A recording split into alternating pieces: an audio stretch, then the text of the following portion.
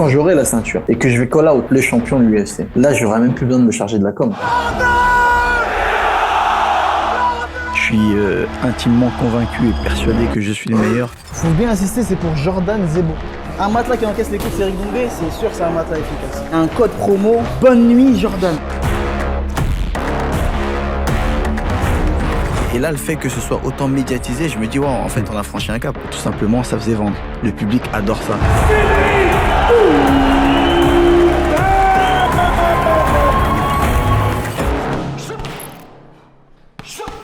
Le MMA est en train d'exploser en France. Vous le savez tous. Donc, d'un point de vue économique, si on prend un peu des notions d'HEC, ça ressemble, c'est ce qu'il y a de plus proche d'un marché en croissance, sur lequel, il y a des entreprises, qui sont en fait les fédérations, donc l'UFC, le PFL, et des produits, tout simplement, qui sont donc soit les combattants, soit les affrontements entre les combattants.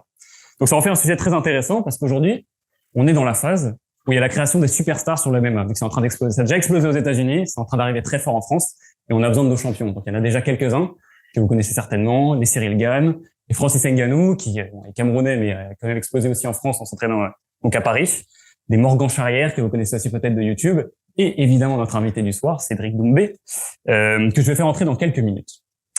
Donc tous ces combattants, ils utilisent les réseaux sociaux pour se marketer, mais là où Cédric se différencie vraiment des autres, c'est dans son approche de la communication. C'est surtout sur sa façon de vendre les combats. C'est l'une des seules personnes, je trouve, à faire un vrai marketing à l'américaine, notamment grâce à une autre discipline dans laquelle c'est un sportif de haut niveau, ça s'appelle le trash talk, et sur lequel il est absolument excellent. Et donc pour ceux qui connaissent pas ce mot, je vais vous lire la définition Wikipédia. Donc c'est le fait de tenir des propos insultants ou provocateurs envers un adversaire. En français, on dit plutôt du chambrage. Je trouve que l'expression est plus adaptée. Et donc Cédric est devenu donc dans ce cadre-là à l'origine de plusieurs expressions qui sont devenues cultes et qui ont été reprises par des millions de personnes, comme le fameux Jordan t'es mort, rendu très populaire il y a quelques semaines, l'expression sympa la force, la notion d'angle mort, ou encore le non moins fameux je vous avais dit quoi, il y a personne qui me teste poteau, KO au premier round, on n'en parle plus, Théma depuis tout à l'heure, il me regarde miskin. C'est devenu un des attributs majeurs de la marque Cédric Doumbé. Et ce, depuis ses premiers combats. Ça lui a permis d'amasser une fanbase de plusieurs millions de personnes, dont des personnalités publiques. À son dernier combat, il y avait quand même Kylian Mbappé, qui était au premier rang et qui rigolait à ses blagues. Aujourd'hui, nous le recevons pour parler d'un sujet qui est très cher à HEC, le marketing. C'est une des premières fois qu'il va s'exprimer sur le sujet. Mesdames et messieurs, faites un tonnerre d'applaudissements pour Cédric Doumbé.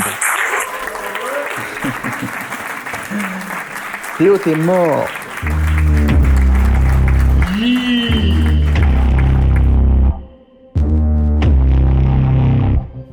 Théo.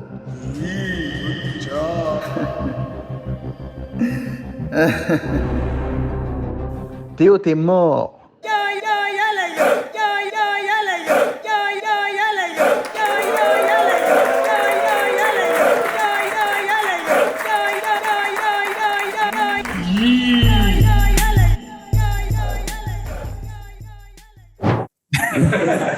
N'aie pas peur, Théo. Ouais, ça va. Déjà, au nom d'HEC, merci beaucoup d'être avec nous. Plaisir. C'est un plaisir de te recevoir. Je pense que tout le monde est très content. Tu as rassemblé énormément de personnes. Les places sont parties en 3 minutes pour ce soir. Donc, les gens étaient très contents de te voir. J'ai envie de te poser la première question. Tu as entendu, on a parlé un petit peu du sujet du chambrage. On va commencer par ça. Est-ce que toi, c'est qui ton chambreur préféré? Chambreur préféré, c'est une question qu'on me pose souvent. Et à chaque fois, je donne toujours la même réponse. Et je pense que c'est quelqu'un de très connu, justement, pour ses phrases et pour ses déboires dans la cage, c'est Cédric Doumbé. c'est mon chambreur préféré, sans prétention aucune. Ok, il n'y a pas d'autres combattants? Non, après, c'est vrai que dans mes débuts, quand j'ai vraiment commencé les sports de combat, je regardais beaucoup Mohamed Ali, et surtout après Roy Jones Jr. Je sais pas, je pense qu'il y a des gens qui connaissent, les puristes. Roy Jones Jr. Dans le ring, c'était vraiment l'un de mes préférés. Ok. Donc ça veut dire que t'as pas inspiré ton art de quelqu'un, quoi. Tu l'as créé. Vraiment pas, parce que quand on voit Conor, souvent on me compare à Conor. Récemment, on m'a appelé le Conor McGregor français.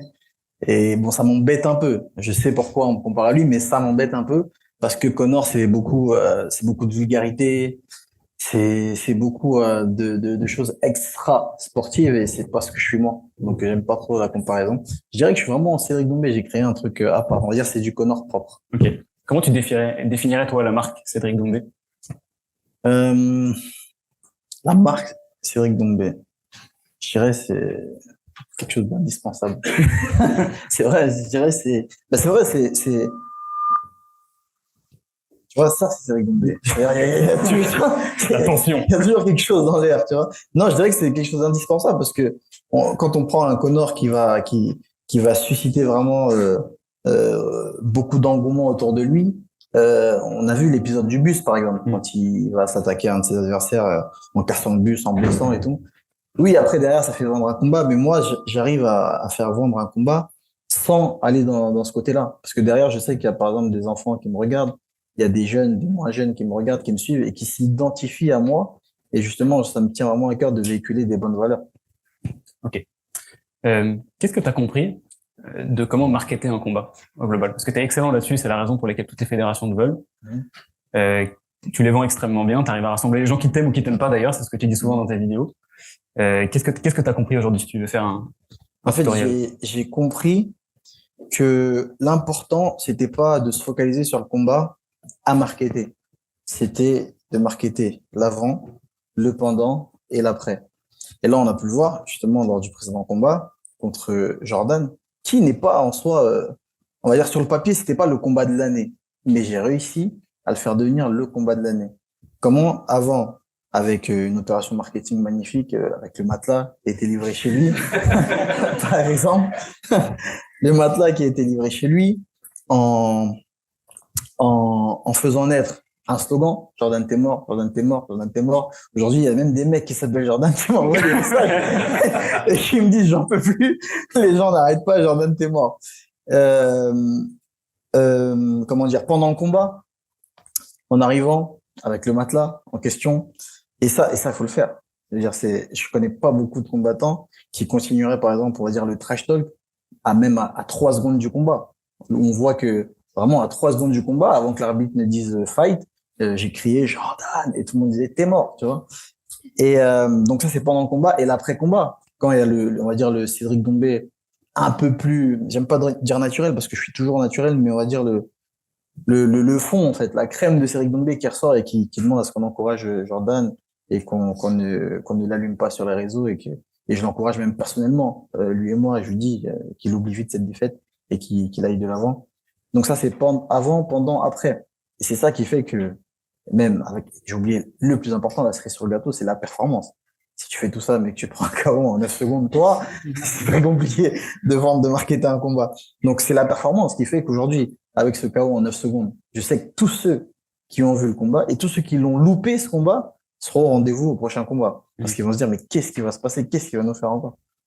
Il y avait aussi un arc narratif que tu avais créé en fait avec Fernand Lopez, qui était l'entraîneur du film de Jordan, et qui avait donné encore plus d'histoire au combat. C'est vrai qu'il y avait un storytelling aussi il y avait une histoire avec le coach. Et c'est pour ça aussi, c'est ça que j'ai mis en avant aussi sur ma chaîne YouTube quand je vendais le combat. Je disais qu'en fait l'adversaire qu'il y avait 2 adversaires. Finalement que le pauvre Jordan il se retrouvait là en fait au mauvais endroit, au mauvais moment. En fait c'est son coach qui est l'adversaire. Et après j'ai changé d'affiche. Non mais c'est exactement ça. C'est-à-dire je mets des graines un peu partout, ce qui fait qu'en fait ça va attirer beaucoup de personnes. Il y a la personne qui va pas forcément être le vrai puriste qui va se dire ouais mais c'est un combat bon Cédric va gagner bon flemme, j'ai pas envie de me réveiller le matin enfin le soir pour regarder ça. Donc lui, je vais pas l'avoir avec l'affiche sur le papier. Par contre, je vais l'avoir avec le Jordan t'es mort. Tu vois, le mec qui crie à longueur de journée Jordan t'es mort. J'espère que tu vas gagner gros. Bah je vais me réveiller, il faut vraiment que je vois ça. S'il se fait défoncer aussi, il gagne. À ceux qui m'aiment pas, comme tu l'as dit, qui vont être là, qui vont se dire ah non lui il va se faire défoncer, il faut que je sois là, etc. Donc je plante vraiment des graines partout pour attirer tous les publics. C'est un truc que tu n'avais pas beaucoup fait dans tes combats précédents. Tu me dis si je me trompe, mais par exemple, ton dernier adversaire, avant Jordan, il s'appelait Klimas, si je dis pas de bêtises. Exact. Et je me rappelle pas qu'il y ait eu un aussi gros storytelling autour de cet adversaire-là. Bah, le Zénith était plein, donc pour moi c'était gagné aussi. Aujourd'hui, tu pourras remplir plusieurs. Aujourd'hui, je peux en remplir plusieurs. Merci. Respecte-moi. Un peu de respect quand même. Théo. Non, aujourd'hui, d'ailleurs, c'était pas une erreur, parce qu'on va dire, pour la petite histoire, j'étais pas prévu sur la carte du PFL Paris. J'étais prévu plutôt au PFL au mois de juin, avant septembre. Et après, je me suis blessé, donc j'ai dû rebooker un combat. Et finalement, ils m'ont mis sur le PFL Paris, ce qui a fait que l'événement s'est retrouvé sold out en 24 heures. Mais si j'avais été prévu, bien sûr, on n'aurait pas pris une salle aussi petite. Donc Oui, ça a rempli la salle, mais le combat contre Klimas et même ceux d'avant, c'était pareillement, c'était plein. Celui d'avant encore Klimas, c'était contre Florent Burillon. Pareil, sur le papier, c'est pas le combat du siècle, mais c'était la plus grande salle de Bordeaux qui était pleine aussi. Parce que justement, j'ai su susciter l'engouement et créer une effervescence autour du combat. Mais c'est vrai, je te l'accorde, c'était pas ce combat-là. Là, on a vu des gens, en fait, moi, mon intérêt, mon but, consciemment, mais à la fois inconsciemment aussi, indirectement, je le fais naturellement, c'est d'attirer des personnes qui viennent d'autres univers. Tu vois, par exemple, moi, quand il y a un pote qui me dit, bah, le pote, c'est Cyril Benzaken, qui me dit, hey, mec, ma grand-mère m'a parlé de toi. Moi, ça me fait plaisir. Quand il me dit, ma grand-mère m'a parlé de toi, elle m'a dit, j'ai vu un boxeur intellectuel à la télé hier. Intellectuel, parce que j'avais cette paire, tout simplement, et parce que j'avais ce costume, je crois. C'est pour ça qu'elle s'est dit intellectuel. C'est pour ça que je l'ai remis aussi à HEST, t'as vu. Et moi, ça me fait plaisir. Tu vois, quand une personne agit, je dis, j'ai vu telle personne et qu'elle apprécie ma personnalité, ça me fait plaisir. Comme un enfant de 7 ans qui crie Jordan, t'es mort chez lui et son père qui le prend en vidéo et qui m'envoie, ça me fait plaisir. Et là, on voit vraiment l'écart. Tu vois, le monde qui est entre ces deux types de publics. Et moi, c'est ça que je veux. Et c'est pour ça qu'on a vu un Kylian Mbappé, c'est pour ça qu'on voit des politiques, c'est pour ça qu'on voit toutes sortes de personnalités qui s'intéressent justement à mes combats. Tu savais qu'il allait venir, Kylian, au combat? Ouais, je savais, ouais. Il t'avait dit, il t'avait contacté Il sur m'avait dit Instagram. qu'il viendrait, mais j'avais un peu un doute parce que je savais qu'il jouait le soir même, donc j'étais pas sûr qu'il pourrait venir. Et finalement, il était vraiment déterminé parce que après le match, il a pris l'avion et ils sont tous venus d'ailleurs, la moitié de l'équipe. Tu penses que sur ce combat, du coup, avec Jordan Zebo, t'aurais pu remplir quelle taille d'arène, en fait? Parce qu'on a l'impression quand même avec l'engouement qu'il y a eu sur les réseaux sociaux, on a l'impression qu'un Stade de France ou un truc plus gros, le Parc des Princes, c'est quoi, c'est Bah, 40 000, 50 000 le personnes? Cédric que je connais a envie de dire Parc des Princes, mais je le canalise. Mais je pense qu'un U Arena on aurait rempli. Ok, c'est combien de places, tu verras? C'est 20 000? 40 000? Ouais. Okay. 40, je pense que j'aurais rempli un U Arena. Ok. D'accord. Il me semble que tu as fait des études de psychologie. Exact. Est-ce que ça a eu un rôle à jouer un peu dans ce que tu fais aujourd'hui? Ou alors c'est que du talent? J'aime bien dire oui parce que je me le raconte un peu. Non, en fait, pas du tout. Ça n'a eu aucun rôle. Mais oui et non. On va dire, si j'ai choisi la psychologie, c'est parce que c'est une branche qui m'attirait et j'étais très curieux. Et aujourd'hui, c'est ça qui fait que j'arrive à rentrer dans la tête de mes adversaires et surtout, j'arrive aussi à séduire, comme je disais il y a 2 secondes, des personnalités de différents horizons. Différents horizons. C'est parce que justement, j'ai cette psychologie, j'ai cette faculté de savoir pas jouer, on va dire, avec les gens, mais plutôt, on va dire, interagir les personnes. Donc, mais là où ça me sert vraiment le mieux, c'est avec les adversaires. Les adversaires. Parce que il y a différents types d'adversaires. On pourrait croire qu'en fait, trash talk, c'est simple. Tu t'envoies des messages au mec, tu dis, je vais te défoncer. C'est ça le trash talk. Mais c'est pas que ça. Parce qu'il y a vraiment différents types de profils d'adversaires. Il y a le mec il y a le Jordan Zebo qui saura pas quoi te répondre et qui va pas te répondre et ça sera pas un bon client pour le trash talk. Mais j'ai réussi quand même à vendre le combat. Il y a le bad boy en face. Tu vas lui dire, t'es mort. Tu peux être sûr que derrière, il va te répondre et ça va clasher. Là aussi, ça va vendre. Donc, il y a ces différents types de profils et moi, j'arrive quand même à interagir avec les deux et surtout, et à vendre le combat, même si en face, j'ai personne pour me donner la réplique. Ok. Parce que t'as pas encore vraiment combattu de vrais trash talkers en face de toi. Non. Qu'est-ce que ça donnera le jour où ça sera ça? C'est là où ça fait le Stade de France, non? C'est déjà oui. Déjà oui, c'est là où ça fait une salle incroyable. Et surtout, ça va me challenger. Moi, j'ai toujours dit le jour où je serai pas bien dans le ring ou dans la cage, c'est quand j'aurai un adversaire qui sera la photocopie de Cédric Doumbé. Là, je serai pas, là, ce sera très compliqué. Très compliqué. Mais je l'ai eu un peu une fois, hein, avec Alim Nabiev, au Zénith aussi, je crois que c'était en 2019. Je l'ai eu, hein, c'était quelqu'un qui, bon, lui, c'était pas du trash talk. C'était plus un clown. Et rigole, bah, comme toi. Non. C'était plus un clown qui, bah, je vais lui mettre un coup, il va danser parce qu'il va l'esquiver, etc. Donc, c'est assez déstabilisant, mais j'étais conditionné parce que je savais à qui j'avais affaire. J'ai quand même réussi à le battre. Mais une photocopie, une pâle copie de Cédric Doumbé, ce serait compliqué.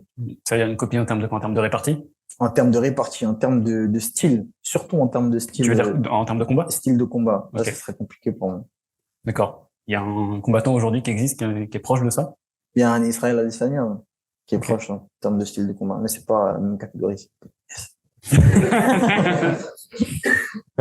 as fait le choix du coup d'aller au PFL plutôt qu'à l'UFC, malgré du coup la médiatisation qui est moins importante pour cette fédération que l'UFC. Donc en fait pour toi c'était un choix. Donc ce que j'ai compris, et ce sur quoi tu as communiqué dans les négociations, c'était que bon le salaire qu'ils te proposaient n'était pas assez élevé à l'UFC, et donc du coup tu as privilégié le PFL qui te payait mieux. Et ce qu'avait l'UFC aussi d'un côté, c'était l'exposition médiatique internationale. Tu as choisi de la repousser du coup, d'attendre un peu avant d'aller sur la scène internationale, parce que d'ailleurs peut-être le PFL en fait pourra te donner à terme. Je sais pas si c'est dans les plans. Pourquoi et c'était quoi en fait les motivations derrière ce choix-là? Comment vous avez réfléchi? Alors, il y avait plusieurs raisons sur le choix du PFL. La raison sur laquelle on a décidé de communiquer, bien sûr, c'est l'aspect financier, qui est une des raisons. Qui est une des raisons, c'est un fait. L'aspect financier qui est beaucoup plus intéressant, plus important. Et on estimait, moi le premier, que je méritais d'avoir beaucoup plus d'argent que l'UFC me proposait, de par mon background, c'est-à-dire la carrière que j'ai derrière. Et j'ai déjà prouvé, je peux pas arriver comme un débutant en MMA et on me propose les mêmes primes qu'eux. Donc ça c'est la raison sur laquelle on a décidé de communiquer. Maintenant, derrière, il y a beaucoup plus. C'est très stratégique, en fait, le choix. Le choix, il est très stratégique. Pourquoi? Parce que c'est un choix, en fait, stratégique parce que c'est l'avenir, le PFL. Aujourd'hui, par exemple, l'UFC, ils sont en procès. Je sais pas si vous savez, ils sont en procès parce que c'est un peu compliqué, mais ils sont en procès avec plusieurs avocats parce qu'ils n'ont pas respecté, on va dire, une clause de concurrence. C'est une sorte de concurrence déloyale, c'est-à-dire qu'ils essayent d'avoir le monopole en fait dans le sport de combat. Le PFL, c'est l'avenir. Pourquoi? Parce que derrière, les gens vont suivre.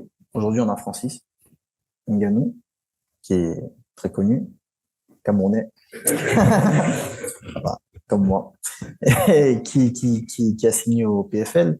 Il y a Jake Paul aussi, qui est très notoire, qui est au PFL, et derrière, les gens vont suivre. Maintenant, on va souvent me dire, oui, mais du coup, tu as choisi de l'argent à la fame. Mais le truc, c'est que en choisissant le PFL, on était conscient de mon potentiel médiatique. Du coup, la fame, c'est moi qui l'amène au PFL. Aujourd'hui, non, mais c'est vrai. En fait, Ce qui est vrai. Ouais. le problème avec moi, toute ma vie, c'est ça. Je fais tellement de blagues. Parce que les gens ils croient que tu rigoles. Quand je suis sérieux, on rigole. Alors que je suis très sérieux. J'ai reçu j'ai consulté autour de moi. Hein. J'ai dit, tu ferais quoi, toi? Et les gens me disaient, mais t'es fou. Il faut va au PFL. La hype, c'est toi qui vas l'amener au PFL avec ta personnalité et avec ton talent de combattant. C'est toi qui vas l'amener. Et aujourd'hui, quand on voit un combat contre un Jordan Zebo, je veux dire, c'est un mec qui a 4-0 quand même.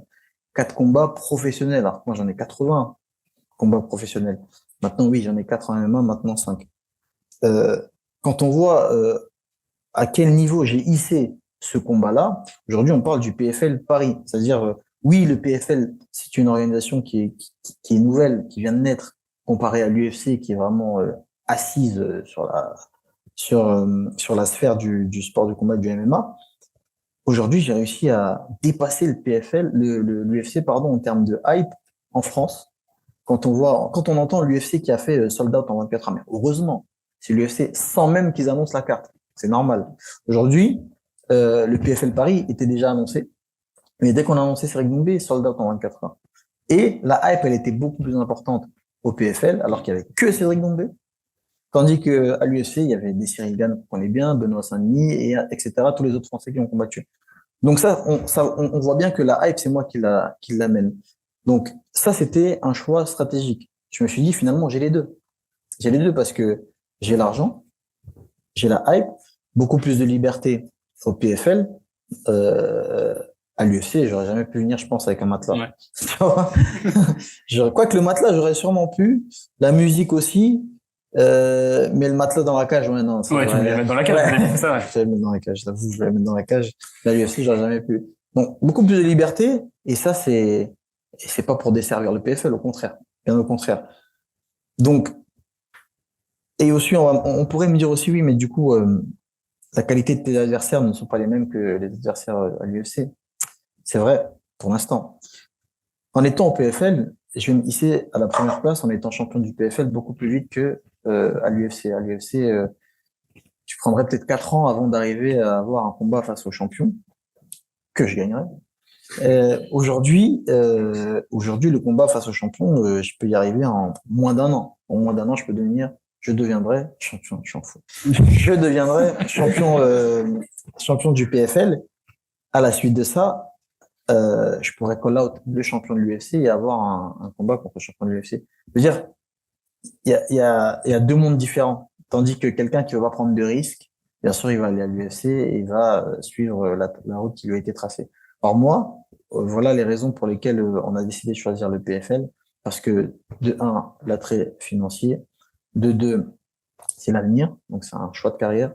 De trois, on savait que on aurait ce qu'on voulait. C'est-à-dire devenir champion et ensuite aller call out. C'est-à-dire devenir champion, ensuite aller chercher des adversaires de qualité qui sont à l'UFC. Et c'est pas dit que ces adversaires de qualité ne viennent pas au PFL entre-temps. Ok. Tu m'as fait le plan en 3 parties en prépa pour intégrer HEC, donc c'est très clair, très facile de rebondir dessus. Donc en gros, tout simplement, en fait, tu n'as pas renoncé à la hype, en fait, dans le PFL. Non, au contraire. Et t'as pas peur sur l'exposition internationale, parce que dans ce que tu décris de ton plan, le moment où tu auras l'exposition internationale, c'est quand tu seras champion et que tu vas call out le champion de l'UFC. Ce qui s'est jamais fait d'ailleurs, en fait, finalement, de faire. En fait, si tu veux, c'est assez fou parce qu'avec le combat là, et je m'attendais pas à ce que ça arrive aussi vite. Avec le combat du 30 septembre, j'ai eu l'exposition internationale. Quand tu vois du Rogan qui m'envoie des messages en DM, du Rogan qui est le premier podcasteur au monde, qui m'envoie des messages pour me dire il faut que tu reviennes. Quand tu vois Ariel Aeroni qui est le premier média MMA dans le monde, qui pareil, qui m'invite à parler de mon combat. Quand tu vois justement des sportifs notoires comme Kylian qui viennent assister à mon combat alors qu'ils n'étaient pas à l'UFC pour assister à ce bel événement. Okay. C'est là où tu te dis que finalement on va dire la notoriété internationale, je l'ai, elle est là. Alors que ce n'est que Jordan Zebo. Alors imagine le prochain et celui d'après et la ceinture. La seule différence, c'est que la promo, elle s'est faite en français quand même. Mais c'est ça qui est fou, c'est que c'est moi qui ai fait la promo. Et t'as vu, non mais il comprend. Non mais ce qui est fou, c'est que là, on va dire, c'est moi qui ai fait la promo. Et regarde où je suis arrivé, où on est arrivé. C'est vrai que j'étais pas seul. Il y avait mon équipe derrière qui m'a beaucoup aidé. On a fait la promo. Regarde où on est arrivé. Maintenant, quand j'aurai la ceinture et que je vais call out le champion de l'UFC, là, j'aurai même plus besoin de me charger de la com. Comme tu dis, c'est là où on se rejoint. Et là, l'exposition, elle sera juste incroyable. Ok, je comprends. D'accord, donc il y a quand même l'UFC à un moment sur la route, peut-être pas en tant que combattant. Oui, c'est toujours dans le coin de nos têtes. Okay. Parce que quand je pensais à la communication internationale, en fait, je me demande quelle partie d'ailleurs de tes abonnés aujourd'hui sont pas en France. T'as une idée un peu ou pas sur YouTube, Instagram? Non, c'est très compliqué parce que il faudrait que tu fasses vraiment du contenu en anglais régulier, quoi. Aussi. Tu vois, en plus sans contenu en anglais, t'as vu? Alors, d'accord. Bon, à la fin, j'aurais été d'accord. Alors, je voulais parler un petit peu de business model donc des combattants aujourd'hui, donc façon de gagner de l'argent. On en parlait un petit peu du coup avec ton manager David qui est juste là avant de démarrer l'entretien. C'est assez compliqué aujourd'hui de passer d'un succès médiatique à un succès commercial pour un combattant parce que t'as pas 1000 milliards de façons de gagner de l'argent. En fait, t'es rémunéré avec tes combats, t'es rémunéré avec tes sponsors quand t'es gros, potentiellement quand tu lances une marque. Est-ce que aujourd'hui avec la marque, donc Cédric Doumbé, c'est quelque chose qui est quand même assez clivant. Oui, t'as plein d'annonceurs qui qui doutent d'une partie de ton discours et ça te ferme à une grosse partie des gens qui pourraient te donner beaucoup d'argent. Est-ce que c'est un sujet dont vous discutez souvent avec David sur comment construire ta carrière d'un point de vue vraiment monétisation? Et ça ressemble à quoi les discussions que vous avez là-dessus? C'est vrai que souvent on va me dire, contrairement à Cyril Gane, que j'aime beaucoup, je commence comme ça. J'avais Cyril Gane dans ma question, je l'ai pas mentionné. Que j'aime beaucoup, je commence comme ça déjà parce que pour préparer la suite. Cyril Gane que j'aime beaucoup et qui est très bon et qui est l'un des porte-drapeaux du MMA en France et que j'encourage. Une fois que j'ai dit ça, on me compare souvent en me disant oui mais tu vois t'es une personnalité assez clivante parce que comparé à Cyril Gane qui est le bon gamin comme il se qualifie et que tout le monde aime et que tout le monde aime encourager. Alors que toi il y a des gens qui t'aiment et il y a des gens qui te détestent et il y a ceux qui aiment te détester. Donc je reviens à ta question, est-ce que ça me fait peur ou est-ce que j'en discute souvent avec David? Oui, on en discute. David qui parfois aussi me canalise. Souvent, il canalise le Cédric qui parfois laisse un peu libre cours à son imagination. La différence, c'est que c'est pas pour rien que je suis là, par exemple, en face de toi, et pas Cyril Gann. Tu vois, c'est justement aussi parce que je suis une personnalité, j'ai une personnalité qui divise, qui suscite l'interrogation.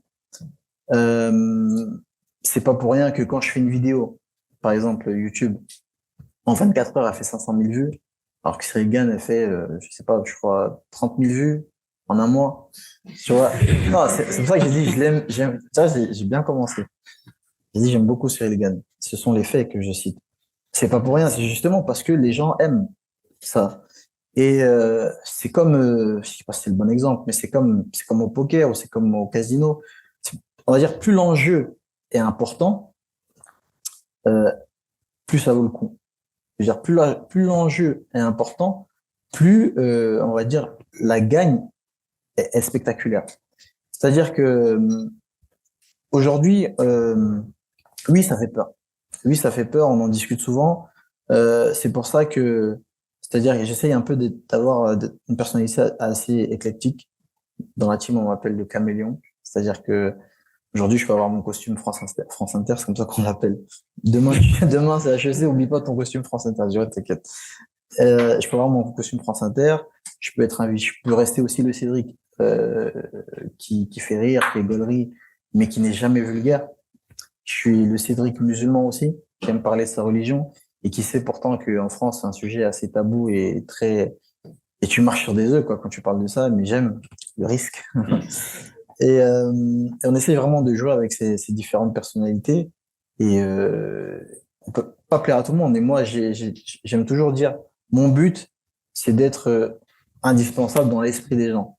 Mon but, c'est d'être, alors ce mot va faire rire, influenceur, mais pas influenceur qu'on connaît, mais c'est vraiment influenceur au sens propre du terme. C'est-à-dire, aujourd'hui, par exemple, j'ai une communauté et je me rends compte parfois que j'ai un taux d'engagement qui est incroyable. Quand je dis, par exemple, achetez ceci, ou faites ceci, ou cliquez sur telle chose, les gens le font, les gens me font confiance. Et c'est ça que j'ai envie de garder.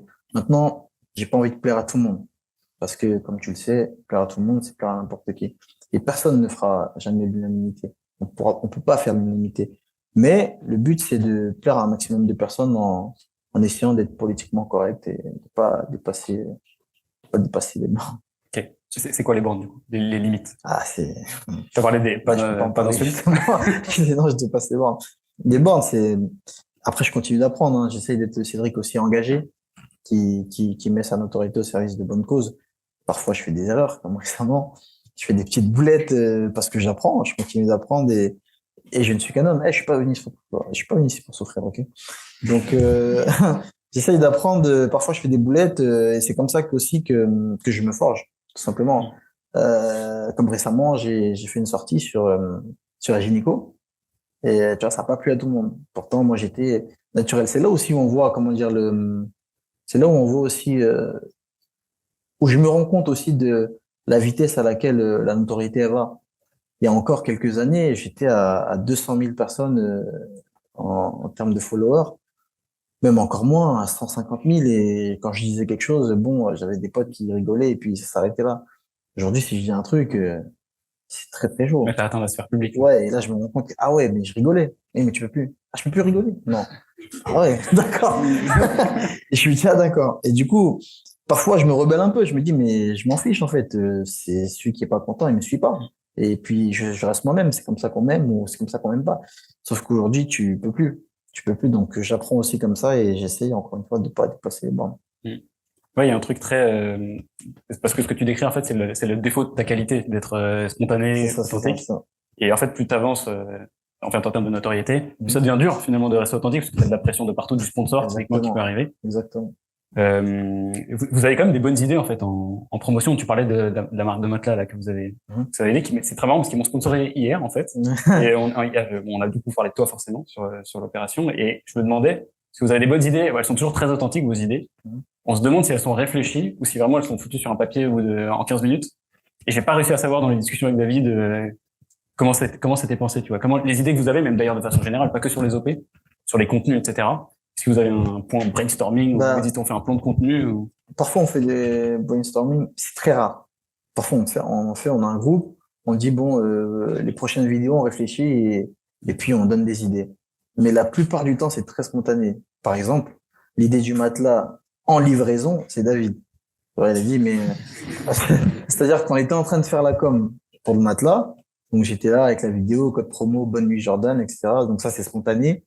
Ensuite, il me dit, mais qu'est-ce que t'en penses si on lui livrait? Moi, j'ai dit, le matelas, ma sœur, elle le veut. Bon, j'ai dit, ah, flemme. J'ai dit, bon, lui livrer un matelas, qu'est-ce que je vais lui dire? Et du coup, l'idée est très bonne, je l'ai, l'idée, mais j'ai un peu la flemme. Et sans m'imaginer l'ampleur que ça prendrait, donc j'ai un peu la flemme, au final, je me dis, bon, allez, bon, on le fait. Et derrière, je suis grave content d'avoir accepté, parce que finalement, c'est l'idée du siècle. Et l'idée du Bonne Nuit Jordan, enfin du matelas, pendant l'entrée, ça c'est moi, et pareil, c'est spontané, c'est la veille. Je dis, mais si je prenais le matelas, j'arrive avec elle l'entrée, on écrit Bonne Nuit Jordan, truc de fou. Et finalement, on le fait. Tu vois. Et c'est beaucoup comme ça. Et moi, j'aime ça parce que quand l'idée est née, j'ai un petit sourire en coin. Et j'ai j'ai un petit sourire en coin. Et plus le sourire il est prononcé, plus c'est une bonne idée. Plus c'est très très chaud en fait. Donc en fait, c'est plus l'idée est folle, mieux elle est. Parce que derrière, je sais que je vais assumer. N'importe qui peut pas faire ça. Tout le monde peut pas faire ça. Parce que un combattant lambda, par exemple, qui prend un matelas, qui arrive et qui se fait défoncer, c'est très très chaud. Et moi, je sais que derrière, je ne vais pas me faire défoncer, donc je le prends. Et c'est pourquoi c'est fou, parce que l'enjeu, il est incroyable. Parce que tout le monde se dit, mais s'il perd. Ça résonne encore dans ma tête. J'ai revisionné le combat là récemment et il y a le commentateur qui dit, vous imaginez si Jordan gagne ce combat? Et là, je souris parce que c'est justement ça, en fait. Quand j'ai une idée et quand je lance quelque chose, c'est justement ça qui me fait rire. C'est quand les gens disent, mais t'as pas intérêt de perdre. Et ça, je l'ai reçu au moins des milliers de fois dans mes messages, c'est t'as pas intérêt de perdre. Ouais. Et on sent que donc, pendant ton dernier combat, c'est intéressant parce qu'il y a le show d'abord, où tu ramènes le matelas, il y a Jordan t'es mort plusieurs fois, etc. Qui d'ailleurs, on n'a pas parlé de l'impact psychologique que ça va avoir sur l'adversaire. Je pense une arène qui crie ton nom et qui te dit que tu vas mourir. Ah, Je pense. Mais où est-ce que je voulais en venir avec cette question? Ouais, il y a un moment par contre où tu te concentres. Et à ce moment-là, en fait, on sent que tu rentres dans ton combat. Est-ce qu'il y a une phase entre les deux où tu te dis, bon, marketing terminé, là, ça part, c'est bon, combattant? En fait, oui, oui, dans les autres combats, oui. C'est, c'est, en général, c'est juste après l'entrée. Bon, avant, il y a très longtemps, j'entrais, il y avait une musique, je dansais, donc j'interagissais avec le public. Une fois que j'entre dans le ring, là, ça y est, je switch. Je sais que c'est parti, ça y est, tout le blabla, il est fini, on met tout de côté. Maintenant, c'est la guerre, entre guillemets. Et maintenant, il va falloir assumer. Alors que là, c'est très difficile. Pourquoi? Parce que j'ai poussé le truc encore plus loin. J'ai dit que juste avant que l'arbitre ne donne le coup d'envoi, je créerai Jordan et le public devrait répondre. C'est rentré dans la cage pour la première fois. Et là, c'est rentré dans la cage pour la première fois, mais je l'ai poussé à son paroxysme. Et là, l'exercice était très difficile. Parce que j'arrive avec le matelas, là, je suis déjà dans mon combat. Il faut savoir que juste avant d'entrer, juste avant mon entrée, je suis déjà dans mon combat. Là, je me déconnecte un peu, j'ai le matelas. Donc les gens, ils disent, wow, incroyable. J'entends la musique, oui. Donc moi aussi, ça me fait sourire un peu. Donc là, je déconnecte encore. Ensuite, je monte sur l'estrade, j'ai l'entrée dans ma tête. Je monte sur l'estrade, je vois le drapeau de la France, je me dis, wow, c'est incroyable, ça y est, c'est là. Je vois mon nom en grand. Je me retourne, je vois le public. Je vois les gens qui acclament, je vois Kylian, je me dis, oh là là, c'est un truc de fou. Donc là, je déconnecte encore. Ensuite, je me remets dedans. J'avance. Le stress, il monte. J'entre dans la cage.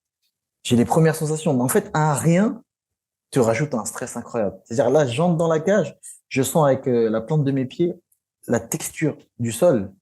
Ça me rajoute du stress. Tu sais, c'est rien, hein, mais c'est juste ça, la texture du sol. Je me dis, ah, je vais pas glisser, c'est bien. Tu vois, juste un petit détail comme ça. Je me tourne, je regarde un peu, je vois l'adversaire, Jordan, je vois l'arbitre, je vois le pantalon du speaker. Juste, en fait, t'es conscient de tout. Donc là, je suis dans mon combat. Ensuite, je m'avance pour combattre. Et là, je me dis, ah oui, c'est vrai. J'ai dit que je le ferais. Et là, je me retourne, donc je dis au public de se calmer. Et là, je déconnecte. Jordan, Jordan. Et là, je reviens, hop, je me reconnecte. En fait, c'est un exercice difficile parce qu'il fallait se déconnecter, se reconnecter. Parce que tout le monde va faire ça. Franchement, je connais pas encore de combattant qui est poussé le trash talk jusqu'à à 3 secondes du combat. Même on voit l'arbitre quand il m'appelle. Et je crie Jordan, l'arbitre il rigole, il se dit c'est un frère, ce mec-là, il n'a jamais vu ça. Et c'est un arbitre de l'UFC d'ailleurs, et il s'est dit mais on n'a jamais vu ça. Et d'ailleurs, pour répondre à ton interrogation tout à l'heure, c'est là où Jordan je l'ai tué en fait. C'est-à-dire que de un, il n'avait pas l'expérience des grands rendez-vous. Là où moi, j'ai l'habitude de faire des ceintures et d'être le combat le plus attendu de la soirée et le main event, on va dire. Lui, il n'avait pas l'habitude, c'était sa première fois. Il n'avait pas l'habitude d'affronter des adversaires de renom. Là, il m'avait moi en face de lui, c'était très compliqué. Et en plus de ça, comme tu dis, une salle. Mais je veux dire que même ceux qui sont venus supporter Jordan, Ils ont eu peur. ils ont crié t'es mort. Non mais juste pour le kiff en fait. Mais on a vu que Fernand Lopez, il Bah, a on a vu crié. Fernand Lopez Ouais. qui l'a crié. Mais c'est même pas pour, c'est juste pour le kiff. Je peux pas ne pas crier t'es mort. C'est comme un concert, je peux pas ne pas, tu vois. Et c'est ça, je pense que c'est ça qui l'a tué. Et derrière, et dedans, il était plus dans le combat derrière. Ce qui est d'autant plus impressionnant en termes de viralité derrière, c'est qu'il se passe ce que tu as dit qu'il allait se passer. C'est incroyable. Tu sais, j'ai un pote, Ouais. c'est véridique, hein. Hier, mon pote, il m'a envoyé un message. Déjà, je sais même pas pourquoi il me disait ça, parce que déjà, on n'était pas en train de parler. Et d'un coup, il m'envoie une note vocale. Il me dit, mais tu sais que t'as fait un truc de fou, quand même. T'as dit qu'il allait dormir. T'es venu avec un matelas, avec écrit bonne nuit, et tu l'as fait dormir. Parce qu'il y a plein de Mec, façons de perdre. Et Non, mais cette exactement. façon, elle est. Tu l'aurais pu gagner au Ouais. point. On dit, bon, voilà, j'ai dit bonne nuit, mais bon, c'est pas arrivé. Tu aurais pu le mettre, gagner par TKO. C'est-à-dire, tu mets une droite, il tombe un peu, il se relève, boum, tu mets une droite, et l'arbitre intervient. Non, tu l'as fait dormir. Et, là, et quand il me disait ça, j'écoutais la note et je souriais. Je me disais, ouais, j'avoue, c'est un truc de fou. C'est-à-dire, ce que j'ai dit est arrivé. C'est un truc de malade. Ouais. C'était McGregor aussi qui était connu pour ça. Je crois qu'il l'appelait Mystic Mac. Mystic Max, c'est vrai, parce qu'il a annoncé une victoire. Plusieurs fois, d'ailleurs, je crois qu'il a Plusieurs prévu le fois, round où il allait mettre KO son adversaire. Ça, je suis pas sûr, mais bon. Ouais. Ok, je me semblait qu'il était assez connu pour ça, parce que forcément, les comparaisons avec McGregor, elles sont un peu directes dans le trash talking. Est-ce que tu penses que tu peux, parce que il a eu cette faculté quand même à faire connaître le sport, il a réussi à faire, à étendre le public MMA. Toi, c'est un truc que tu es en train de faire en France. Il y a des gens en France qui regardaient pas le MMA, qui regardaient ton combat. Est-ce que tu penses que tu peux le dépasser, mais cette fois-ci à l'échelle internationale? C'est-à-dire faire connaître le MMA de manière mondiale à des gens qui le connaissent pas encore. Bon, encore une fois, là, pareil, c'est très stratégique ce qu'on fait. Aujourd'hui, on, on a pour ambition de conquérir le public français. Je pense qu'il est déjà fait. Le public européen, je pense, je l'avais déjà fait aussi en kickboxing un peu. Là, l'autre moitié, elle a été conquise aujourd'hui avec le MMA. L'ambition, c'est de conquérir le public américain, d'où le choix du PFL aussi, qui est, je crois que c'est le seul événement qui est en live sur ESPN. Donc, d'où le choix du PFL. Mais surtout, ce que Conor, lui, ne fera pas, c'est conquérir the continent. Tu vois. Le continent qui est l'avenir, le plus grand continent, c'est l'Afrique. Et c'est ça le but. Aujourd'hui, seul le PFL peut le faire pour l'instant parce que il y a eu la naissance récemment du PFL Afrique, dont Francis Oui, d'ailleurs, c'est ça. est le Ouais. président. C'est un truc que toi aussi, ils t'ont proposé, vous en avez déjà discuté de faire des choses Non, en on n'a pas Afrique? encore discuté de ça avec le PFL, mais c'est dans nos ambitions communes. Ok. C'est incontournable, incontournable. Et on pose souvent la question et mon goal career, tu vois, mon goal career, c'est vraiment un combat dans un stade de foot au Cameroun ou alors en Afrique tout simplement. Et après ça, j'aurais tout gagné. Donc le but, c'est de conquérir l'Afrique, l'Europe, les États-Unis et l'Afrique. Ça m'emmène un peu sur le terrain où je voulais t'emmener sur la gestion de carrière un peu plus générale. Aujourd'hui, tu as le potentiel, par le fait que, bon, évidemment, tu sois un expert dans ton sport, mais aussi médiatiquement, de faire une carrière un peu comme des Roger Federer, des Tiger Woods, des gens qui ont dépassé leur sport et qui, en fait, finalement, ils ont été sportifs, mais aujourd'hui, c'est des milliardaires qui ont construit des business, etc. Est-ce que c'est déjà des réflexions que vous avez dans ta stratégie, tu vois, économique, enfin, entrepreneuriale? Est-ce que tu t'es déjà imaginé, genre, le Cédric Doumbé à 50, 60 ans, qu'est-ce qu'il fait une fois qu'il a arrêté de combattre? En fait, ça fait déjà plusieurs années qu'on réfléchit à l'après-carrière. Le but, c'est pas de suivre la route d'un athlète déjà connu comme Tiger Woods, etc. Le but, c'est de tracer ma propre route. Et pour ça, on a des objectifs à court, à moyen et à long terme. Mais globalement, le but, c'est d'être bien entouré, d'être bien entouré, prendre les bonnes décisions, comme le PFL, de rester moi-même, c'est-à-dire garder la même personnalité, d'être toujours le même Cédric créatif qui ne se, comment dire, le but, c'est pas de se calmer, quoi. C'est-à-dire de pas devenir politiquement correct ou devenir le footballeur professionnel lambda qui dit, voilà, le but, c'est L'important, c'est le collectif, tu vois. J'ai pas envie de devenir comme ça. Et c'est vraiment de faire les bons choix. Et en général, tu es bien entouré quand tu gardes le même noyau initial que tu avais depuis le début, on va dire, avant notoriété. C'est toujours mieux d'avoir ce noyau-là, de pas oublier de garder les bonnes valeurs, surtout familiales, c'est très important. Et ça, c'est le but pour arriver, réussir à devenir, comment dire, à avoir une gloire immarcescible, c'est-à-dire qui dure et qui ne se fane jamais. Je pense qu'on va pouvoir commencer à regarder, pardon, les questions du public. Vous avez posé quelques-unes. N'hésitez pas à les upvote pour qu'on puisse sélectionner les plus votés. Je vous laisse quelques secondes si vous voulez pour mettre vos petits pouces sur les questions. Et en attendant, je vais te poser une petite question. Tu te mets quelle limite? Tu vois, aux États-Unis, en ce moment, c'est très populaire de faire s'affronter des influenceurs, du coup, les Jake Paul, enfin, les combats qui gagnent beaucoup d'argent, mais qui sont sportivement pas très intéressants. Est-ce que tu te mets des limites sur les adversaires que tu accepterais pour un gros pactole? Non, non, surtout pas. Pour un gros pactole, non. Après, en France, en termes d'influenceurs, je vois vraiment pas qui pourrait être intéressant pour un combat face à moi. Le seul qui pourrait être intéressant, c'est un Jake Paul, hein. En plus, on est dans la même organisation, donc il y a vraiment quelque chose à faire et je pense même que ça se ferait dans les années qui viennent. Je pense qu'il accepterait jamais en MMA, donc je pense plus en boxe. Ouais. Ok. Où il aurait plus de chance? Il aurait aucune chance, mais on va dire que ce serait un peu plus fair. Merci beaucoup. Alors, on va poser quelques questions. La question tout en haut, c'est tu soulèves Baki? Point d'interrogation.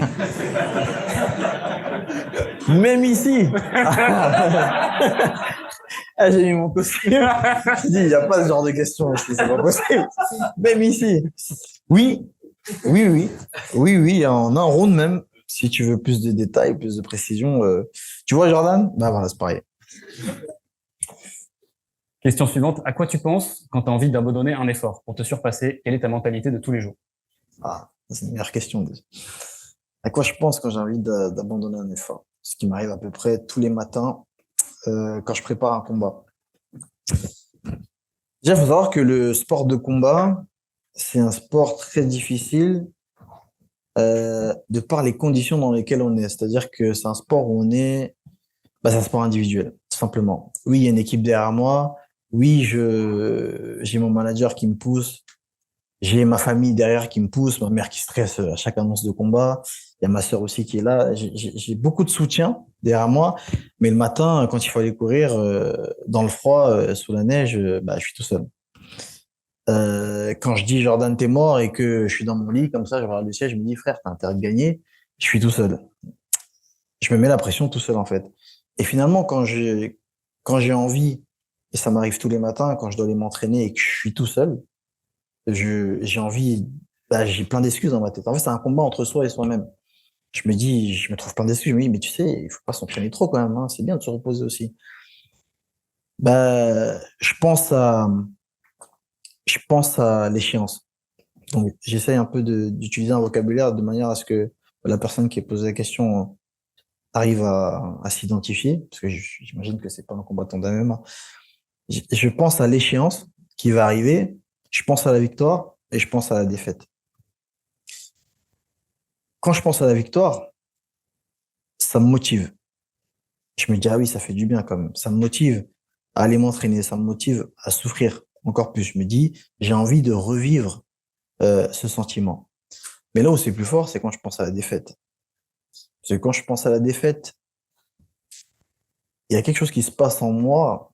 J'ai le pouls qui s'accélère. Je vois tous les tweets qui passent sur moi. Et là, directement, je me lève. Je me dis, je veux pas que ça arrive. Et même si ça arrive, je sais que j'aurais mis tous les moyens nécessaires pour ne pas que ça arrive. Donc, si ça arrive, c'est que ça devait arriver. C'est que ça devait arriver parce que je n'aurais jamais pu le changer dans tous les cas. J'ai tout fait, je me suis entraîné, ma diète, elle était impeccable, irréprochable. Je me suis entraîné tous les jours, j'ai pas loupé un entraînement, j'ai toujours été à fond. Si je perds, c'est que je devais perdre. Maintenant, la clé, c'est de réfléchir à comment surmonter cette défaite et à prendre une route qui est différente parce que c'est pas cette route que je devais emprunter, tout simplement. Par contre, si je triche à l'entraînement, tout sera faussé parce que je vais arriver potentiellement à une défaite Et là, je vais me dire quoi? Ah, c'est peut-être parce que je me suis pas entraîné. C'est peut-être parce que j'ai pas été sérieux dans ça. C'est peut-être. Au final, on sait plus. On sait pas. On sait pas. Et là, au final, on a tout perdu. Alors que quand on fait tout, même s'il y a une défaite à la fin, mais c'est pas une défaite en soi. C'était le chemin que je devais emprunter. Il faut juste, hop, prendre une autre route parce que, bah, je devais passer par là dans tous les cas. Donc, à quoi je pense quand j'ai pas envie de m'entraîner et quand j'ai envie d'abandonner? Bah, je pense à la défaite. Le sentiment de la défaite, il est beaucoup plus fort pour moi et il me galvanise derrière. C'est d'ailleurs la raison pour laquelle je ne sourcille pas d'un poil quand il faut faire du trash talk. Parce que les gens me disent souvent, je sais pas comment tu fais parce que ça te rajoute de la pression, mais moi j'aime. Parce que derrière, je sais que je vais tout faire pour assumer mes dires. Donc voilà quoi, je pense quand j'ai envie d'abandonner. Merci beaucoup. Il y a une question suivante qui est quel rapport as-tu à l'humilité? Il est de notoriété publique que Cédric Doumbé est quelqu'un de très humble. Je parle de moi à la troisième personne. Quel rapport j'ai avec l'humilité? Alors, c'est pas ce qui saute aux yeux, hein, quand on m'entend, quand on me regarde, quand on me parle. C'est pas ce qui saute aux yeux. Euh, Par contre, je vous le garantis, je suis très humble. Je suis très humble parce que je sais d'où je viens. Je sais d'où je viens. Je sais où est ma place. Et surtout, je sais où je veux aller, le niveau que je veux atteindre. Euh, oui, je mets des KO en 9 secondes. Oui, je dis que je suis le meilleur et derrière, je le prouve.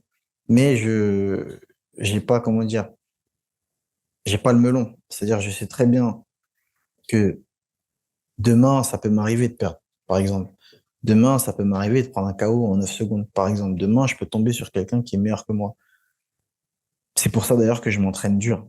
Quelqu'un qui s'entraîne dur derrière pour assumer ce qu'il dit, il ne peut que être humble. Parce que si j'étais imbu de ma personne, si j'étais trop sûr de moi, pourquoi je m'entraînerais? Si je suis le meilleur, si je mets des KO en 9 secondes, pourquoi je vais m'entraîner? En fait, j'ai pas besoin. D'ailleurs, je le dis parfois. Je dis, ah, cet adversaire, j'ai même pas besoin d'entraînement. Mais ça, c'est du bluff. Je sais très bien que j'ai archi besoin d'entraînement pour gagner un combat.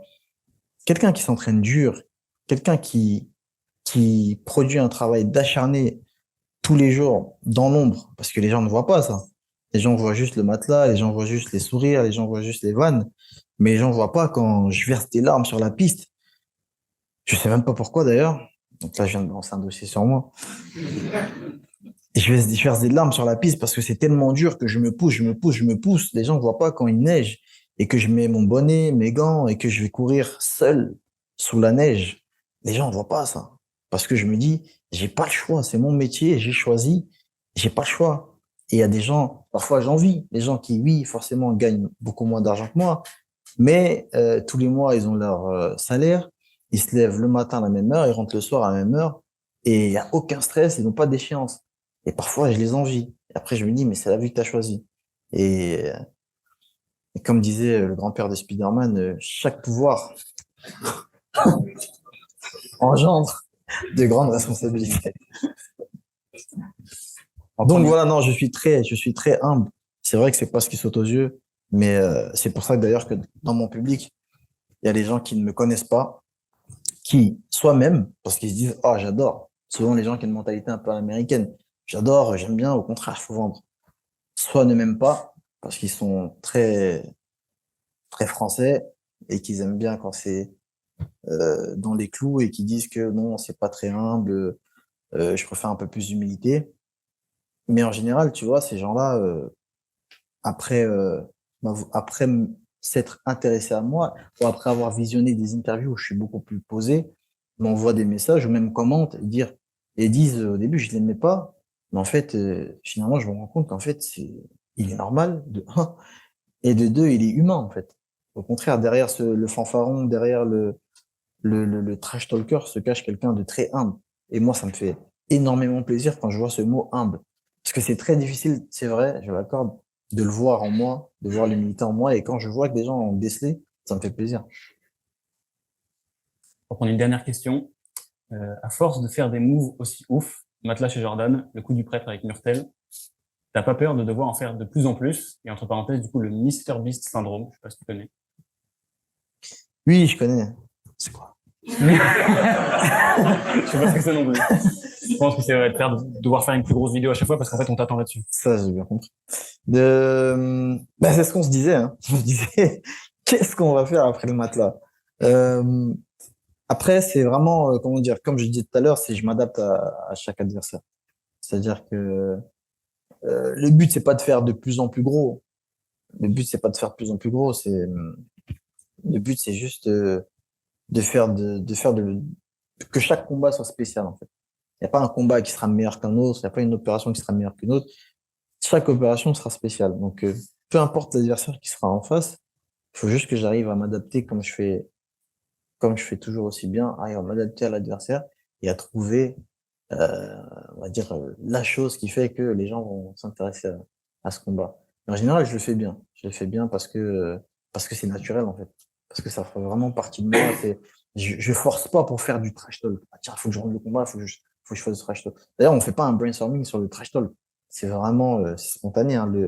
Je vous assure, le Bonne Nuit Jordan, c'est vraiment, il est venu comme ça parce que je savais que déjà j'allais le mettre KO. Du coup, c'est vraiment venu comme ça. Je vais te mettre KO, tu vas dormir, etc. Et puis c'est parti tout seul. Hein. Et en général, c'est vrai, c'est total impro. Je pose ma caméra, fond vert, et puis je pars. Et après, il y a des choses qui naissent. Donc, oui, c'est vrai David m'a dit ça. Hein. Il m'a dit, après le matelas, franchement, je vois pas ce qu'on pourrait faire de plus. 9 secondes, beaucoup à faire 8, 7. Donc, je vois pas ce qu'on pourrait faire de plus, mais non, je vais surprendre encore. Je sais que je vais surprendre. Merci Cédric. J'ai une toute dernière question pour toi avant de clore cet échange. Je crois que tu dois partir à 20h. Je crois que tu t'entraînes après, c'est ça? Ouais, c'est ça. Dur. Euh, donc on sait que sportivement parlant, tu peux survivre à la défaite parce qu'il me semble que tu as perdu plusieurs fois en boxe, en kickboxing. Tu penses que ton engouement médiatique, comment est-ce qu'il suivrait si jamais il y avait une défaite qui se produisait? Parce que ta marque est beaucoup construite sur le fait que Cédric Doumbé, il gagne. Bon, juste pour rectifier, j'ai jamais perdu en réalité. En fait, le, je crois qu'il sortait un oreiller. Bonne nuit, Cédric. Ah, Cédric, tu me sors. Si tu veux, les 6 défaites qui sont dans mon palmarès sont des combats où, par exemple, j'étais combattre en Chine. J'ai envoyé l'adversaire 3 fois au tapis. Je l'ai pas mis KO et on m'a mis perdant. Bon, c'est des défaites un peu comme ça, controversées. Si tu veux, j'ai pas, en soi, ce que je dis toujours aux gens, j'ai jamais rencontré quelqu'un de meilleur que moi dans le ring, dans la cage. Donc, j'ai jamais perdu vraiment. Je pense que oui, le public survivrait à une défaite de Cédric Doumbé. Pourquoi? Parce que là, derrière, il y aurait un storytelling, tu vois. La défaite, le champion déchu qui revient, qui s'entraîne dur pour reconquérir son trône, c'est magnifique. Et les gens veulent le voir, ceux qui m'aiment et ceux qui m'aiment pas. Par contre, 2, 3, 4 défaites, c'est compliqué. C'est compliqué et je dirais même encore 2 défaites d'affilée, je pourrais survivre encore parce que derrière, il y a encore le storytelling, il y a encore quelque chose à raconter pour revenir. Mais plusieurs défaites, non, c'est compliqué. Donc, une, c'est raisonnable. Plusieurs, ce serait compliqué de survivre à ça.